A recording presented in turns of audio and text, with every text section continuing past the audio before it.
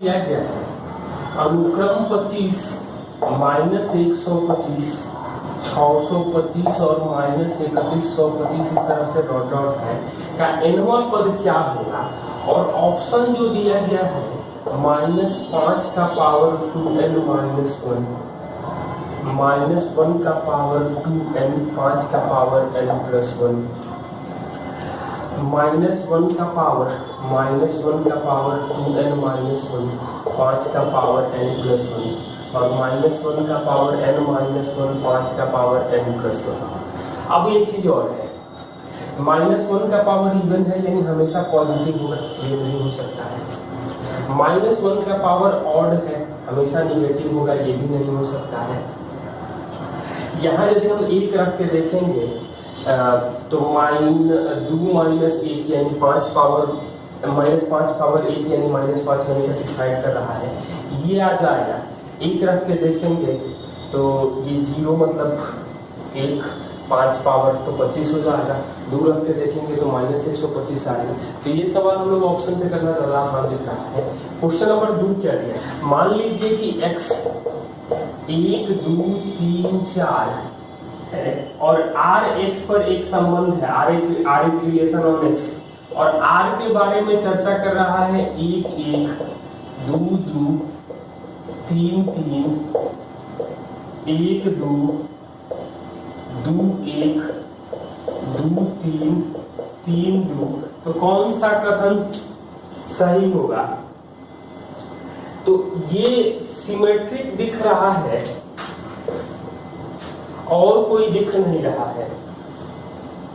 तो ऑप्शन में जो दिया गया है तो R जो होगा वो सममित होगा, सिमेट्रिक होगा, लेकिन रिफ्लेक्सिव और ट्रांजिटिव नहीं होगा। मतलब सिमेट्रिक होगा लेकिन रिफ्लेक्सिव और ट्रांजिटिव नहीं होगा। क्वेश्चन नंबर 3, R xy का रिलेशन है कि x² - 4xy + 3y² = 0। ये x - y आएगा और x - 3y = 0 होगा। तो x बराबर y आएगा और x बराबर 3y आएगा। ये यदि हम कंडीशन देखें तो R जो होगा वो रिफ्लेक्सिव तो है लेकिन सिमेट्रिक और ट्रांजिटिव नहीं दिखाई देगा।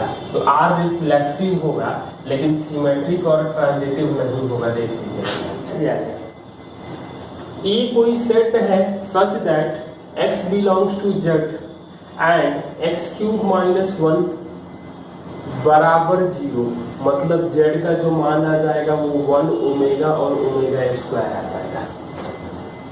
ये हम लोग जानते हैं कि क्यूब रूट ऑफ यूनिटी के बारे में। B कोई सेट दिया गया है और x belongs to z such that x² + x + 1 = 0। मतलब x का जो वैल्यू आएगा वो ओमेगा और ओमेगा² होगा। तो पूछ रहा है कि A इंटरसेक्शन B किसके बराबर होगा। तो A इंटरसेक्शन B किसके बराबर होगा, मतलब ओमेगा और ओमेगा² होगा। लेकिन ऑप्शन में ओमेगा और ओमेगा² नहीं दिया गया है और वैल्यू दिया गया है। मतलब ऑप्शन जो आ जाएगा -1 + √3i/2 और -1 - √3i/2। 5 दो अरिक्त समुच्चय A और B के लिए पहला स्टेटमेंट दिया गया है A intersection B union A intersection B dash union A dash intersection B जो है वो A यूनियन B के बराबर होगा। और दूसरा स्टेटमेंट है A union A dash intersection B dash जो होगा वो A यूनियन B के बराबर होगा। तो इस सवाल के लिए सबसे पहला तरीका बेहतर है कि हम लोग वेन डायग्राम बनाए। तो पहला वाले क्वेश्चन के लिए तो A इंटरसेक्शन B ये हो जाएगा। A इंटरसेक्शन B डैश का मतलब होगा B डैश का मतलब ये वाला भाग आ जाएगा। इसको A और इसको B मान रहे हैं तो A डैश इंटरसेक्शन B करेंगे तो ये वाला भाग आ जाएगा। मतलब पूरा A यूनियन B मिला, मतलब पहला वाला स्टेटमेंट सही है। दूसरे वाले के लिए A dash intersection B dash का मतलब हो जाएगा A यूनियन B का होल डैश। मतलब कि जब A के साथ इसका यूनियन करेंगे तो सब कुछ होगा एक ये वाला भाग नहीं होगा, यानी ए यूनियन बी नहीं होगा, बाहर भी आ जाएगा तो ए यूनियन बी, यानी पहला सही है दूसरा गलत है। 6 दिया गया है, मान लीजिए कि x एक अरिक्त समुच्चय है, नॉन एम्प्टी सेट है, और ए बी सी x के उप समुच्चय है, सबसेट है। x कोई नॉन एम्प्टी सेट है और A B C subset of x है। तो निम्नलिखित में कथन पर विचार कीजिए। तो पहला स्टेटमेंट दिया गया है ए सबसेट होगा सी का, इसका मतलब है कि ए इंटरसेक्शन बी सबसेट होगा सी इंटरसेक्शन बी का, और ए यूनियन बी सबसेट होगा सी यूनियन बी का। ये पहला कंडीशन है। दूसरा कंडीशन दिया गया है ए इंटरसेक्शन बी सबसेट है सी इंटरसेक्शन बी, बी के सभी के लिए, मतलब सभी बी सभी सेट के लिए। और तीसरा दिया गया है ए यूनियन बी का सबसेट सी यूनियन बी के बराबर होगा, का सबसेट होगा बी के सभी के लिए जब ए सबसेट है सी के लिए। तो आप लोग को ये स्टैंडर्ड रिजल्ट है कि पहला सही है और तीसरा सही है, ये नहीं सही है।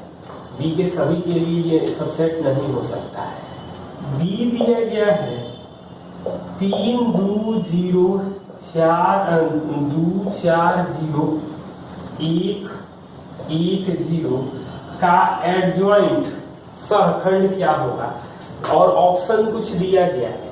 तो सबसे पहले यदि हम 3 का सहखंड निकालेंगे एडजॉइंट, और तो एडजॉइंट में करते क्या है कि 3 का निकालने के बाद ट्रांसपोज कर कोफैक्टर निकालने के बाद ट्रांसपोज करते हैं, तो 3 के लिए यहाँ पे तो ये 0 हो जाएगा, यहाँ वाले एलिमेंट का यहाँ आ जाएगा, मतलब इस एलिमेंट के लिए भी तो 0 आ रहा है तो ये 0 आ जाएगा। इस एलिमेंट के लिए आ जाएगा 2 -4 यानी -2, यहाँ पर आ जाएगा हमें -2।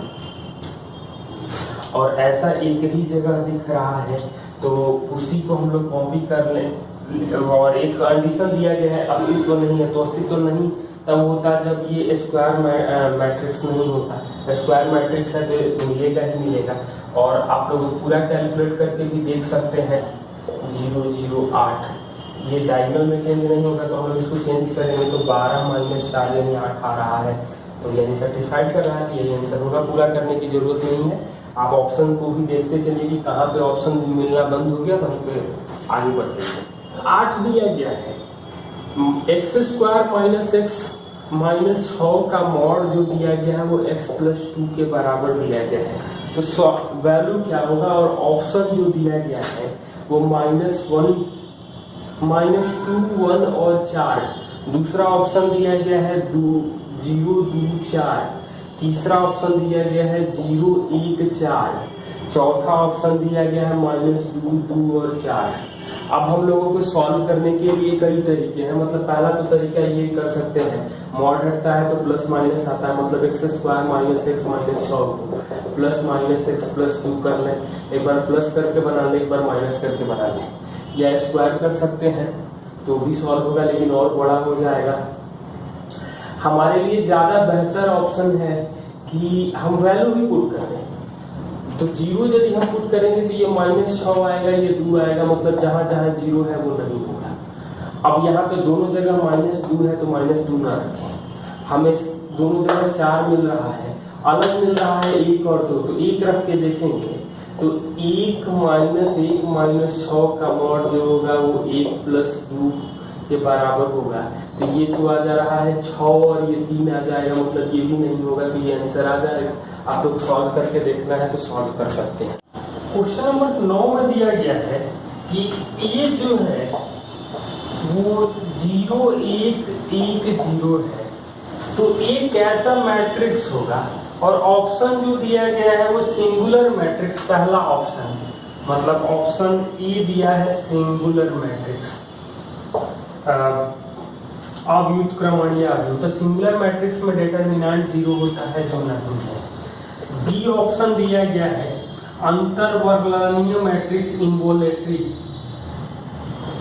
यूनिटरी मैट्रिक्स, इसका कंडीशन जो होता है ये होता है ए स्क्वायर बराबर आई होता है। तो इस चेक कर सकते हैं, तो ए इंटू ए करेंगे तो क्या मिलेगा, तो 0 1 1 0, इसका फिर 1 0 1 0 1 से 1 0 से इंटू करेंगे तो क्या मिलेगा, मतलब तो ये हमें मिल जाएगा 1, ये फर्स्ट रो फर्स्ट कॉलम, तो 0 प्लस 0 यानी कि 0 मिलेगा, तो 1 0 मिलेगा, ये 1 आ जाएगा, मतलब ये सेटिस्फाइड कर रहा है। लेकिन ऑप्शन सी भी देख लीजिए क्या है, शून्य भावी मैट्रिक्स, नीलपोटेंट मैट्रिक्स, इसका होता है कि ए पावर n जो होना चाहिए वो 0 होना चाहिए, मतलब 0 मैट्रिक्स होना चाहिए, तो ऐसा भी नहीं है। और ऑप्शन डी दिया गया है